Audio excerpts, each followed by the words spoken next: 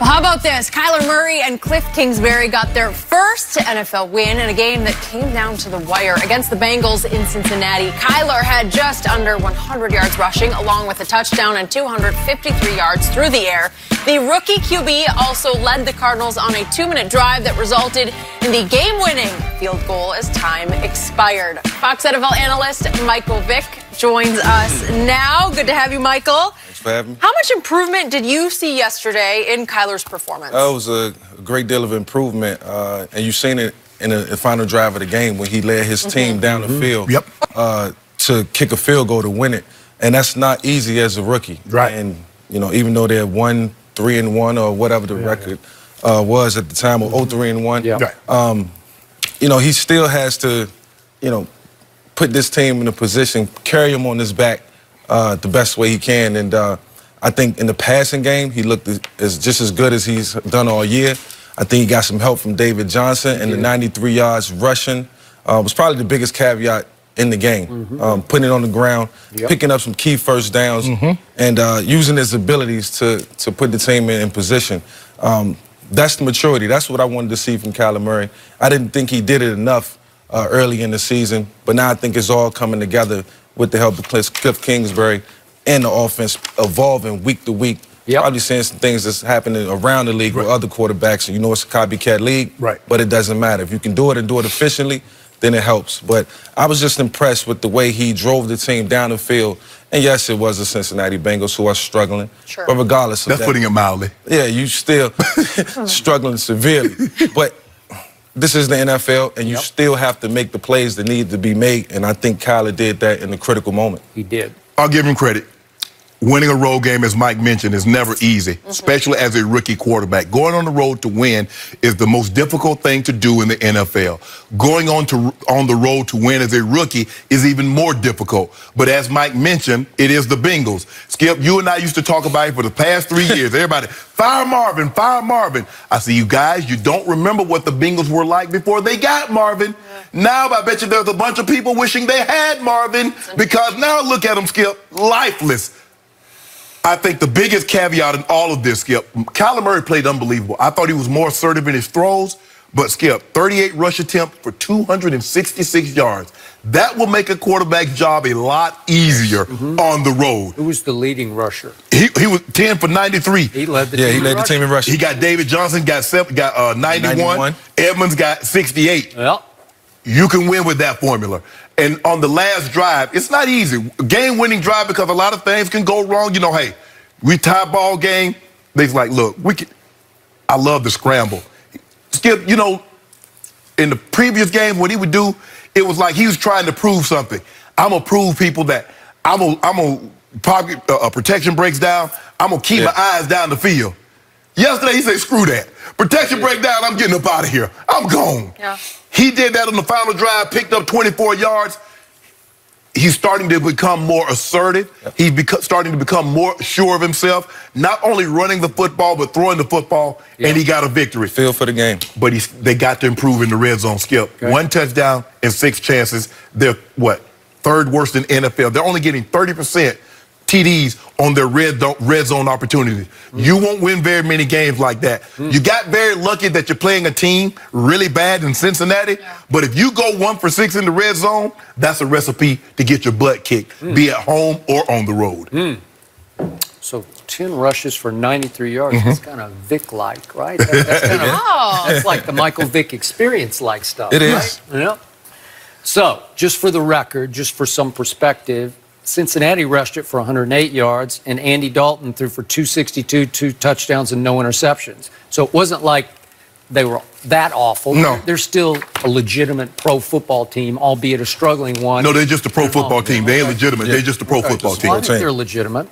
So I told you that the biggest achievement of the year to me so far as an upset goes, was Arizona in a rookie's debut at home, his first NFL start. They tied a Detroit team that has proven to be pretty good, right? Fair, yeah. And they did it because Kyler Murray in the fourth quarter and overtime threw for 238 yards in that game. I'm just talking about the fourth quarter and overtime. He's 20 of 29, and obviously they decided not to go for broke at the end, and they just They just settled for the tie. Okay, and you couldn't really condemn Cliff Kingsbury because he might have thought this is the best shot we got at anything, right? But they did go to Cincinnati and win. And by the way, they went to Baltimore in week 2, and you watched that game against Lamar Jackson, and Kyler hung in there pretty well, and they were still in the game midway fourth quarter. And then they had tough home games against Arizona and Seattle, and he didn't look so good because Arizona and Seattle have pretty good defense. Yes. And they were all over him. And I agree with your point. I kept saying, run, just take off. Right. Because that scramble that he made in that last drive, if we could see that again, that was vintage Oklahoma Sooner Heisman run. Because that's what he used to do. Like, he averaged 100 yards a game last year by doing that. And you know what I love about this little man, and he's a little man, he is never in harm's way to me. No. And you guys say, well, he can't take the punishment up here, and he can't unless he avoids it. Yeah. Right. And he's got that built-in sort of self-preservation mechanism in his brain. I don't know what it is. You didn't always have it, especially in Atlanta. You took some shots. You took some shots in Philly. But this little man, because he's always been, as Cliff Kingsbury said, he's always been little. But you know, sometimes guys fall into the trap where he has to learn to throw the ball from the pocket. Yeah. And before they mature, they start hearing that, and it's like, okay, I'm going to be a pocket passer. That will come over time. Yeah. Steve Young had to learn that. Those are traits that are young. I got it. Robert Griffin, I kept saying, he is so gifted. He's an Olympic, what was he, a hurdler? Yeah, he was a hurdler. Yeah. But he's got Olympic kind of burst to him. And when in his rookie year, he would run, and then he couldn't figure out how to get down. I don't know, like some guys say, I just don't know how to slide. They brought in one of the Washington Nationals, the coaches, to say, get down. Yep. You know, you got to start like this. You put one foot out in front of the other, and you slide across the grass. Kyler can really get down. You saw him at the goal line. He's just gone. He's like a disappearing. Russell Wilson like But Skip, normally guys that slide are not that fast. They don't be running fast like Mike Vick. They don't run fast like a Robert Griffin III. Most baseball players don't got that kind of legit speed. Similar to Russell Wilson. I think if anything for Kyler, what he would look back at this game and see, and even if he watched Russell Wilson last week, which I hope he did, it was probably as good a job as the guy controlling the game, running the football, passing the football, protecting himself as I've ever seen.